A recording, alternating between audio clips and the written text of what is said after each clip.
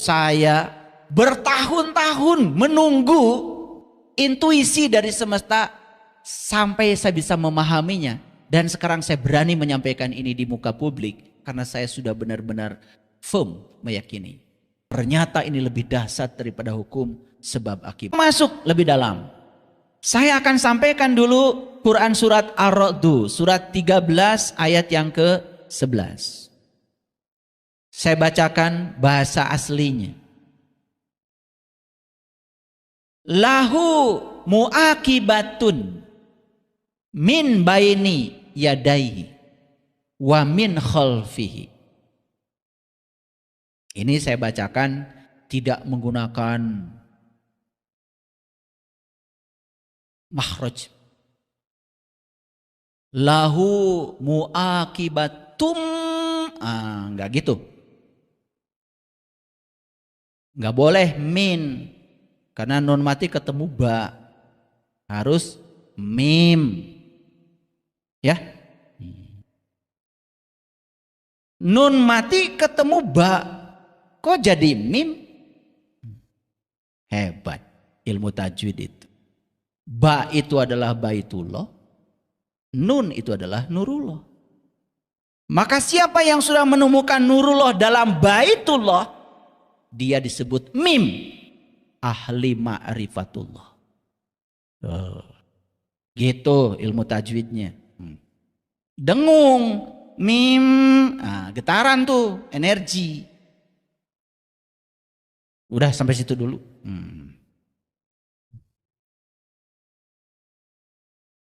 Lahu muakibatun mim baini yadaihi wa min khalfihi. Bagi manusia ada akibat yang selalu mengikutinya secara bergiliran. Silakan, Bapak Ibu mau melakukan apa? Bapak Ibu mau memikirkan apa? Merasakan apa? Membicarakan apa? Ingat, semua yang terjadi itu adalah getaran yang sedang kita pancarkan ke semesta. Dan setiap aksi pasti ada reaksi. Jadi sebetulnya kita dalam hidup ini sedang diajarkan untuk belajar menanggung konsekuensi dari semua yang kita lakukan. Itu yang disebut dengan akibat. Makanya bahasa Arabnya keren ya. Lahu muakibatum mim baini yadaihi wa min khalfihi. Bagi manusia ada akibat yang selalu mengikutinya bergiliran. Di muka dan di belakang. Bingung kan? Bingung apa tidak? Atau enggak bingung Bapak Ibu? Saya baca ayat ini bingung dulu. Di Bapak Ibu enggak ya? Saya nanya, bingung apa tidak? Biasanya kalau mengikuti itu kan di belakang. Ini mengikuti tapi di muka. Baru sadar kan bingungnya? Tadi itu kalian bilang bingung sebetulnya hanya supaya disebut mikir aja sebetulnya. Kan baru kelihatan bingungnya setelah dijelaskan, betul nggak? Gitu dasar kalian itu. Jadi yang namanya akibat itu selalu mengikutinya dari belakang. Betul nggak? Ini akibat kok mengikutinya di muka. Oh, saya bertahun-tahun menunggu intuisi dari semesta sampai saya bisa memahaminya. Dan sekarang saya berani menyampaikan ini di muka publik karena saya sudah benar-benar firm meyakini. Kenapa? Ternyata di alam ini ada dua hukum. Yang pertama hukum sebab akibat. Itu yang biasa, normal, kebanyakan orang begitu. Ternyata orang-orang kreatif tidak menggunakan hukum itu. Menggunakan hukum akibat sebab.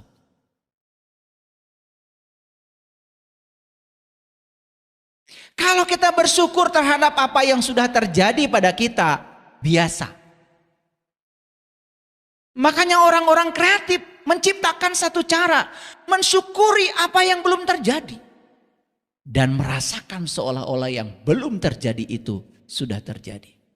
Itulah yang disebut dengan hukum akibat sebab. Ternyata ini lebih dahsyat daripada hukum sebab akibat. Mengikutinya di muka. Wah, harusnya ini bayar.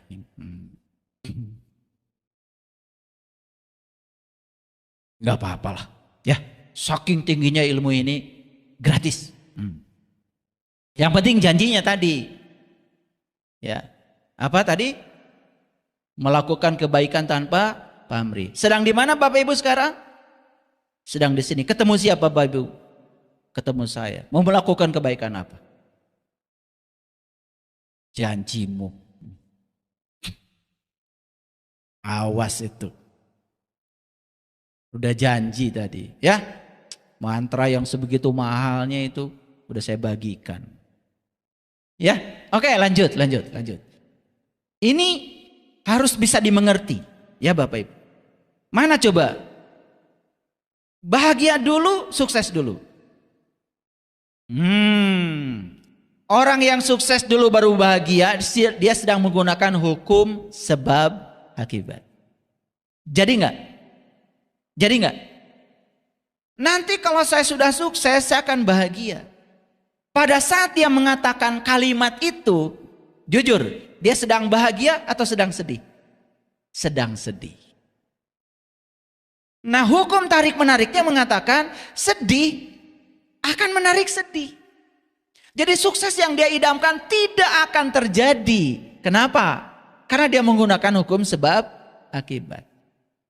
Kita sekarang kreatif menggunakan hukum akibat sebab. Saya akan bahagia saat ini juga. Kesuksesan akan datang. Kenapa? Karena bahagia akan menarik kebahagiaan. Oke, saya kasih PR lagi. Bahagia dulu atau teman datang dulu? Kalau teman datang, saya akan bahagia. Satu teman belum tentu datang. Betul? Yang kedua bahagianya ditunda. Betul? Dan kalau teman tidak datang kan tidak bahagia.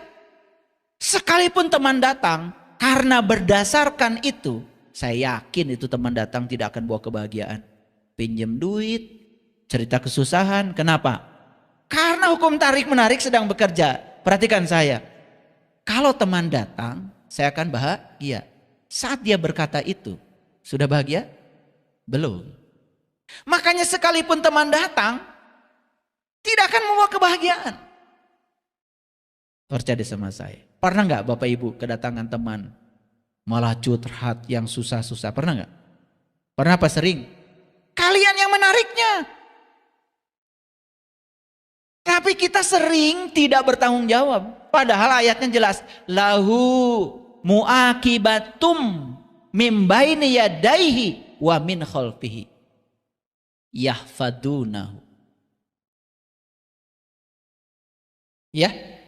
Nah, ternyata itu semua min amrillah. Itu hadir karena perintah Allah. Jadi alam semesta ini sebetulnya menganut dua hukum. Sebab akibat dan akibat sebab. Bapak Ibu menggunakan yang mana? Dua-duanya berjalan. Karena itu min amrillah ternyata. Itu perintahnya Allah. Jadi alam semesta ini sudah dibuat sedemikian jujur. Dengan hukum yang sangat hebat itu. Sekarang tinggal bagaimana kita menggunakan kedua hukum itu.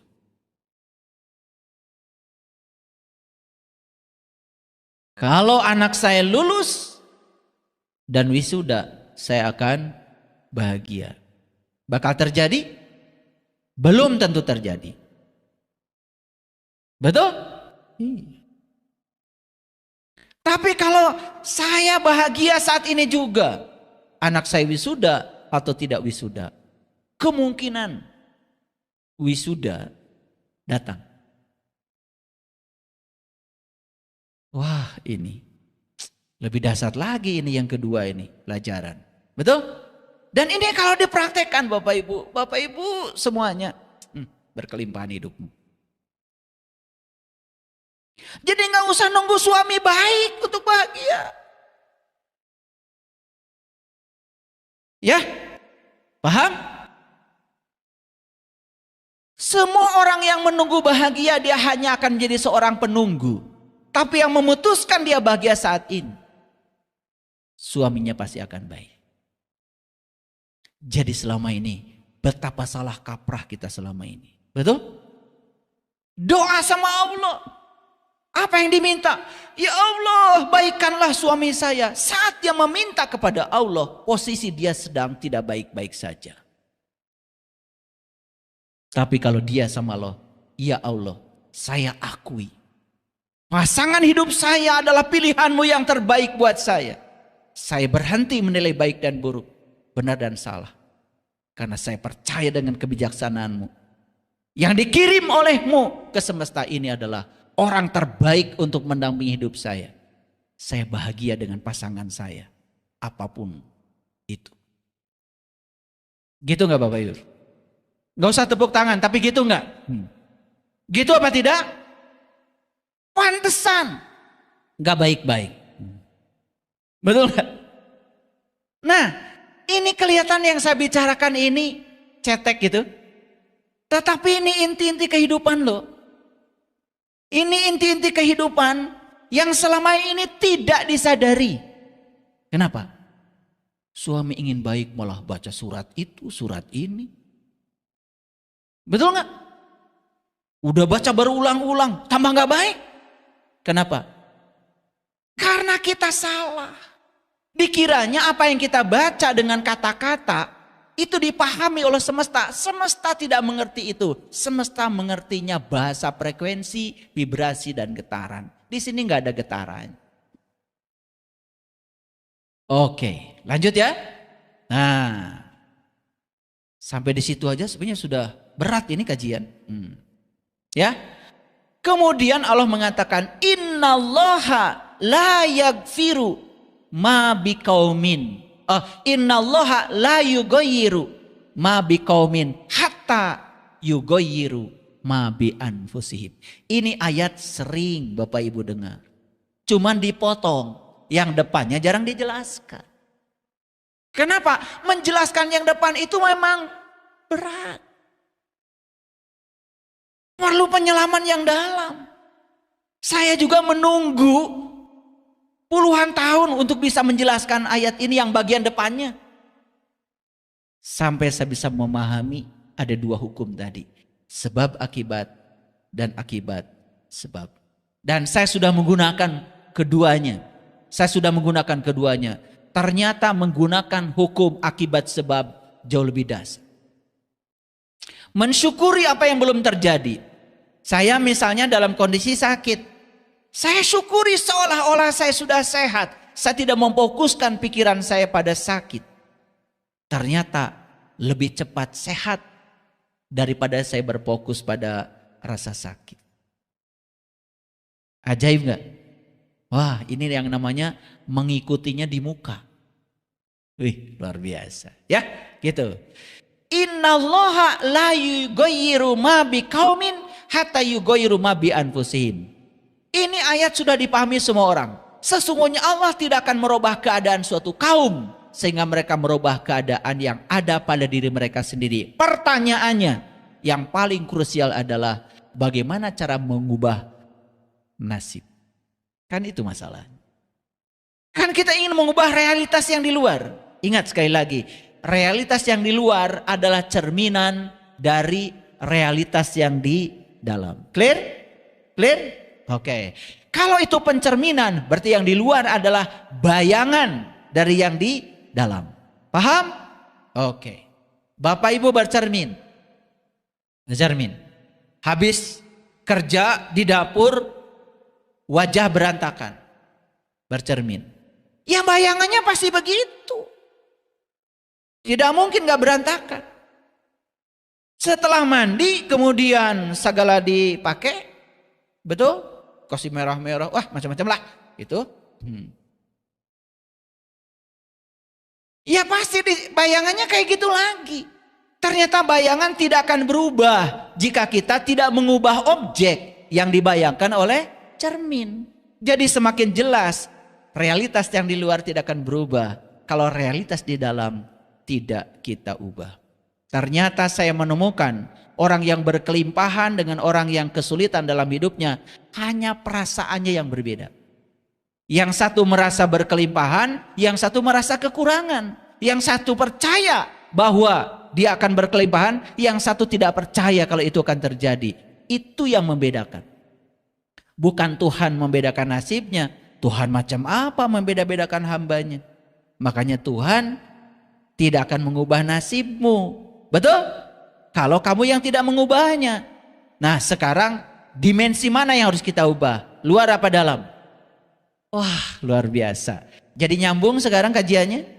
Mengubah realitas dunia dengan menggunakan kekuatan langit. Jadi langit kitanya harus dimunculkan kekuatannya. Itu yang keren. Ya, nanti saya akan kasih seksi khusus. Ya, hari ini kita akan meditasi sebentar. Nah, itu ayat sering dijelaskan oleh banyak orang, betul? Tetapi pertanyaannya, bagaimana mengubahnya? Nah, hal yang paling krusial yang harus Bapak Ibu ubah sebetulnya adalah mesin pencipta realitas yang ada dalam diri kita yang bernama alam bawah sadar.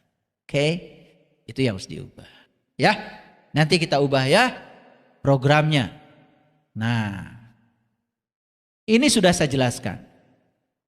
Nah, dalam Quran surat Al-Mu'minun ayat yang pertama, kan ada kata-kata qad aflahal mu'minun. Ya, ada kan? Sering baca kan? Sering pada hafal. Jadi itu ayat jelas sekali. Berbahagialah orang yang beriman. Jadi orang beriman itu cirinya apa? Bahagia. Sudah bahagia Bapak Ibu?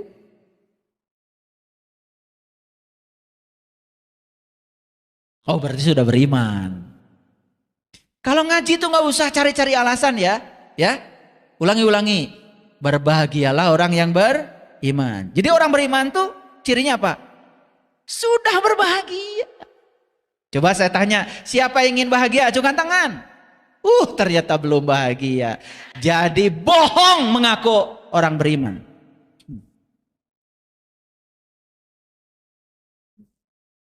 Bohong. Bohong. Saya tanya tadi, Bapak Ibu sudah bahagia? Sudah.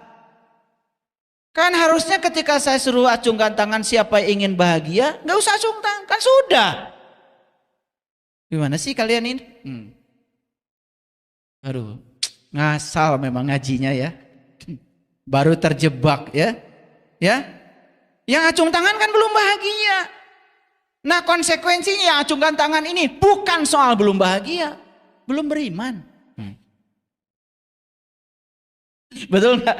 Lah kan tadi saya bilang ciri orang beriman itu sudah bahagia. Berarti yang belum bahagia belum beriman. Sok mau cari alasan kemana? Nanti saya bahas ini 4 SKS supaya ngerti. Jadi kalau kita belum bahagia dalam hidup udah jelas belum beriman. Iya gitu aja kok. Mau cari alasan apa lagi? Ini Quran kok ayatnya jelas. Nah jadi bahagia itu selama ini jadi akibat. Betul? Betul?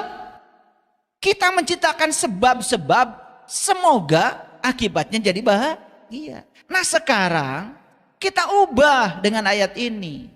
Bahagia itu jadi sebab. Jadi sebab.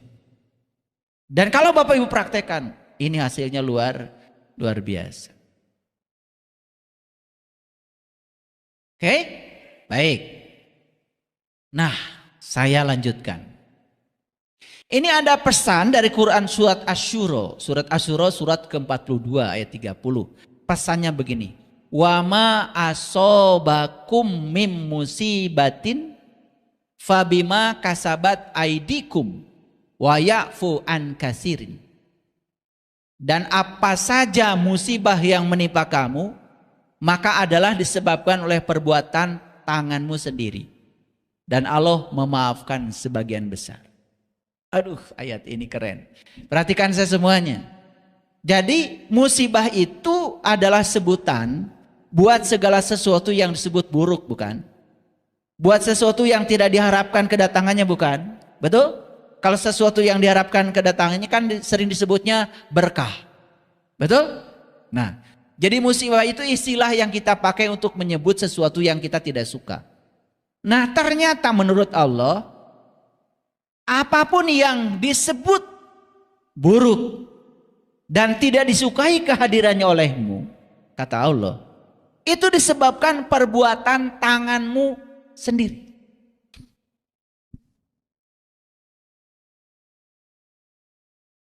Nah, kalau begitu yang namanya kebaikan dari mana? Kebaikan mutlak dari Allah. Jadi kalau begitu, kalau kita sejalan hidupnya dengan Allah, artinya dari ayat ini gak ada musibah. Makanya orang-orang barat menyebut Allah itu cinta, love. Tapi cinta bukan rasa perasaan. Cinta yang dimaksud mereka itu adalah kekuatan positif. Makanya Ronda itu membuat buku judulnya The Power. Secret of the Power. Apa yang diceritakan? Yang diceritakan di buku itu adalah bagaimana kita bisa memancarkan cinta.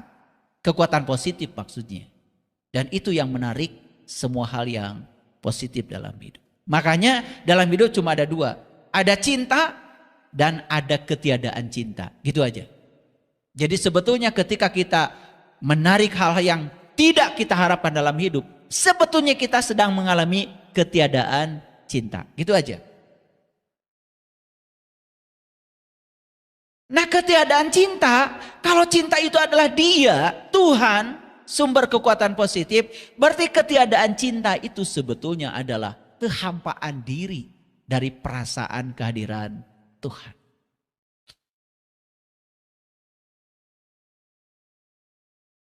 Wah, kalau dibahas lebih dalam lagi. Makanya ada rumus di fisika ini. Ini rumus ya. Ini rumus adanya kalau belajar fisika modern. Fisika kuantum itu ketemu rumus ini. Jadi E yang besar itu lambang dari energi. Sedangkan H itu konstanta Planck. Menghormati seorang fisikawan pemenang hadiah Nobel namanya Max Planck. Dia orang Jerman. Dia adalah sahabatnya Einstein yang pertama kali membuktikan teori radiasi benda hitam.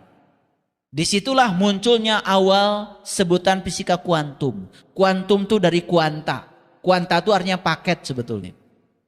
Makanya cahaya yang mengalir di sini ke muka saya dulu dianggap sebagai perambatan energi yang kontinu. Setelah ketemu fisika kuantum ternyata ini adalah paket-paket energi. Satu paket energi itu harganya adalah E sama dengan H dikalikan dengan F. H itu konstanta Planck, nilainya 6,62 kali 10 pangkat min 34 Joule detik. Satuan energi itu Joule. Ya, sedangkan F itu adalah frekuensi. Lihat saya semuanya. Banyak yang gak ngerti. Frekuensi apa? Frekuensi itu banyaknya kejadian persatuan waktu. Ingat tuh, frekuensi. Frekuensi mobil. Banyaknya mobil yang lewat di satu titik, persatuan waktu itu namanya frekuensi. Jadi kalau ngitung frekuensi harus di waktu yang sama. Oh, frekuensi mobil sekarang meningkat. Itu artinya dalam 1 menit jumlah mobil yang lewat itu lebih banyak. Hitungannya harus di satuan waktu yang sama. Nah, kalau bicara frekuensi berarti berbicara peristiwa. Ini peristiwa yang sedang dibicarakan. Ternyata semua orang sekarang bersepakat bahwa ya, alam semesta ini semuanya isinya adalah energi. Yang namanya energi. Nah, di dalamnya ada gelombang. Nah, jumlah gelombang yang melewati satu titik persatuan waktu itu yang disebut dengan frekuensi. Berarti kalau jumlah gelombangnya yang lewat makin banyak, berarti frekuensinya makin besar. Makanya energi sama dengan konstanta kali frekuensi. Energi dengan frekuensi berbanding lurus. Makin besar frekuensinya, makin besar energinya. Clear? Clear? Oke. Pernah difoto nggak pakai sinar X? Pernah kan?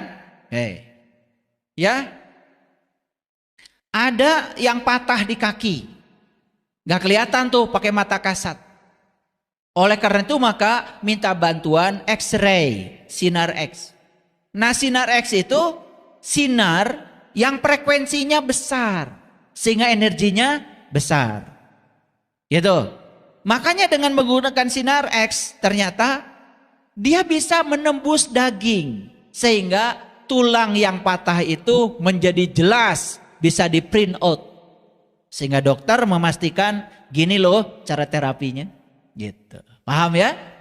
Jadi sinar X itu ya sinar dengan frekuensi tinggi. Beda dengan sinar dari lampu ini. Ini frekuensi rendah. Nah, frekuensi berbanding terbalik dengan panjang gelombang. Makanya sinar yang datang ke sini ini frekuensinya rendah, panjang gelombangnya besar. Nah, kalau sinar X frekuensinya besar, panjang gelombangnya pendek.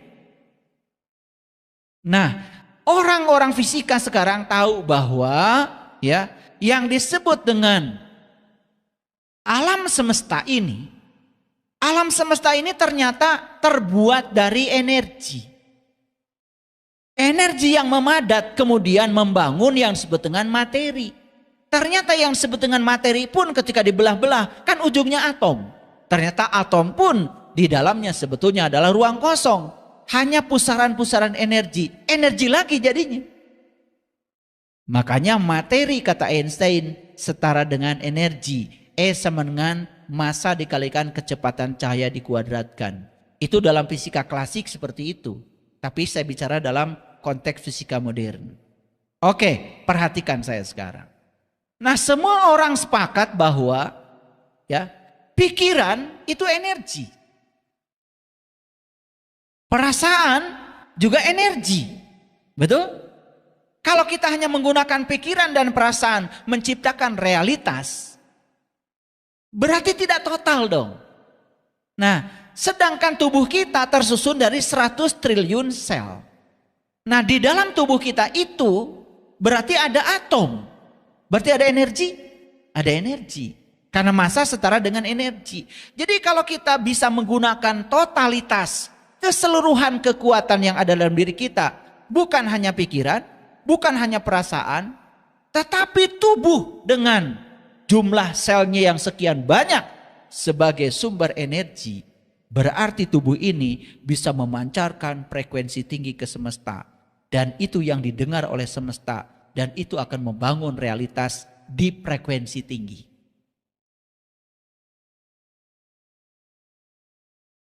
Jadi kalau begitu, bisakah kita menciptakan realitas seperti yang kita mau? Bisa.